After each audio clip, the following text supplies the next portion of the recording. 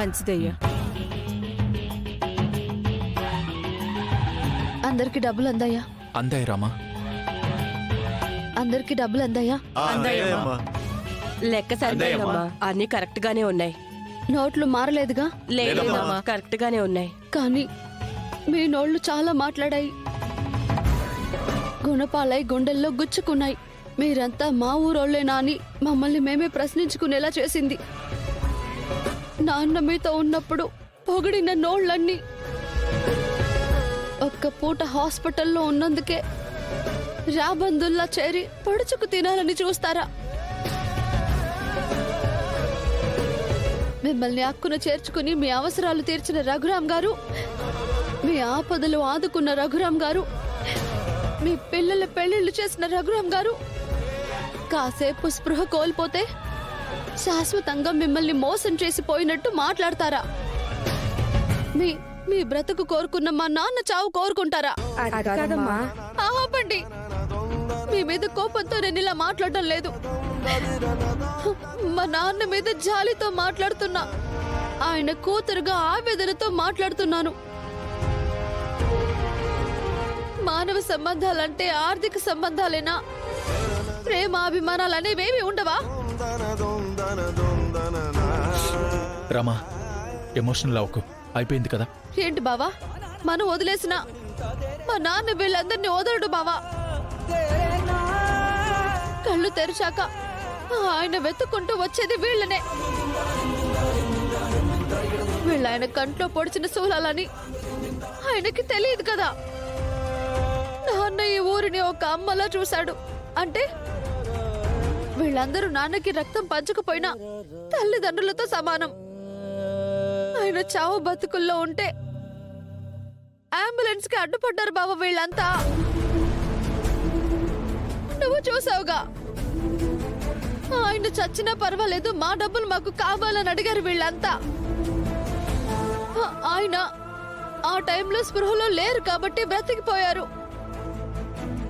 కానీ స్పృహలో ఉండుంటే వీళ్ళ మాటలన్నీ విని నిజంగానే గుండె పగిలి చచ్చిపోయేవారు. ఇలాంటి మనుషుల కోసమా నేను ఈ ఊరిని వసుదైక కుటుంబం అనుకున్నాననేవారు. ఇలాంటి మనుషుల కోసమా నేను ఇంత తపన పడ్డాను అనుకునేవారు. అమ్మా రామలక్ష్మి, ఈ ఊరు తరపున నేను చెప్తున్నాను, మేం చేసింది ముమ్మాటికి తప్పేనమ్మా. మమ్మల్ని అందరినీ క్షమించు రామా. మిమ్మల్ని క్షమించేంత హక్కు అర్హత నాకు లేదండి. ఏంటి బామర్ది?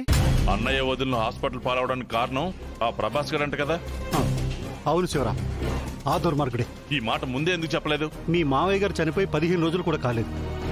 మీ మావయ్య గారి కుటుంబం అంతా దుఃఖంలో ఉంది. వాళ్ళని ఓదార్చడానికి నువ్వెళ్ళావు. ఇక్కడ విషయాలని చెప్పి నిన్ను బాధపెట్టడం ఎందుకని అందుకే చెప్పలేదు బామర్ది. అయితే మాత్రం వాళ్ళిద్దరిని చావు అంచుల దాకా తీసుకెళ్లిన ఆ రాక్షసుణ్ణి శిక్షించకుండా వదిలేసి వీళ్ళు త్వరగా కోలుకోవాలని దేవుణ్ణి మొక్కుకొని వచ్చారా? ముందు దుష్ట సంహారం జరగాల్సిందే. ఇప్పుడేంటి, ఇప్పుడు వెళ్ళి వాడి సంగతి చూస్తావా? వాడి చావే చూస్తాను. ఆవేశపడకండి అల్లుడు గారు, ఆలోచించి చెయ్యాలి ఏదైనా. అన్నయ్యని ఈ పరిస్థితిలో చూస్తుంటే నా గుండె ఆగిపోయినంత పని అవుతుంది. వాడి గురించి తలుచుకుంటేనే రక్తం ఉడికిపోతుంది. శివ, వదిలేరా. అన్నయ్య వదినలు ప్రాణాలతో బయట పడితే చాలు, ఈ గొడవలన్నీ ఎందుకు? అంత సులువుగా ఎలా వదిలేస్తానక్క? వాడు ఎంతో తెలుస్తాను. అసలే రోజులు బాగాలేదు. మా ఆయన చనిపోయి పుట్టెడు దుఃఖంలో ఉన్నాం. అసలే ఈ రోజు అమావాస్య కూడా. మీకేమన్నా జరగరాంది జరిగితే నా కూతురు బతికేమైపోతుంది? దయచేసి వెళ్ళకండి, మీ కాళ్ళు పట్టుకుంటాను. అమావాస్య మనకు అసలు కలిసి రాదండి. అమావాస్యని ఈ రోజు ఆపేశారు. రేపు దేవుడు చెప్పినా నేను వినను. అత్తయ్య, మా అమ్మ నాన్న చనిపోయి పుట్టెడు దుఃఖంలో ఉంది. చూసుకోవలసిన మా అక్క బావ దుబాయ్లో ఉన్నారు. తన మనవరాలు చారు జైల్లో ఉంది.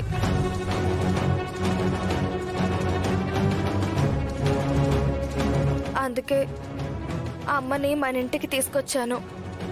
ఇక నుంచి మా అమ్మ మనతో పాటే కలిసి ఉంటుంది. మన ఇంట్లోనా? మాకు వేరే ఇల్లు లేదు కదత్తయ్యా.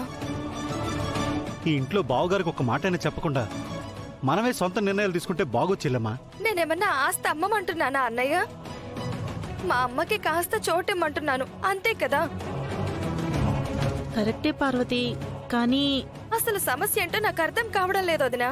అన్నయ్య అనుమతి లేకుండా ఇంట్లోకి వస్తువులే రానివ్వడు. బంధువులొచ్చి ఇంట్లో ఉండిపోతారంటే ఏమంటాడోనని చిన్న సందేహం, అంతే. అది కాదు వదినా, మా నాన్న పోయారు, అమ్మ ఒంటరిదైపోయింది, ఒక్కదాన్ని ఆ ఇంట్లో ఉంచలేక ఇక్కడికి తీసుకొచ్చాను అని చెప్తున్నాను కదా.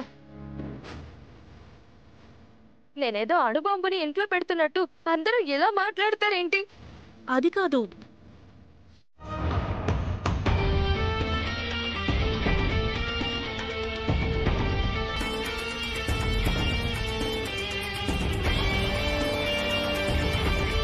అమ్మా వాళ్ళ మాటలేం పట్టించుకోకమ్మా. వాళ్ళేమన్నారో కూడా నాకు వినపడలేదే. అంటే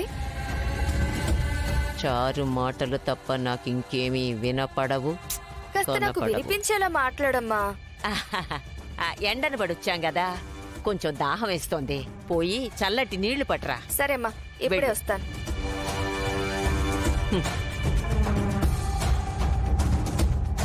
పచ్చగా ఉన్న ఈ ఇంట్లో చిచ్చు పెట్టాలంటే చాలా తెలివి ఉండాలి. చారు చెప్పింది చేసుకుంటూ పోవాలి.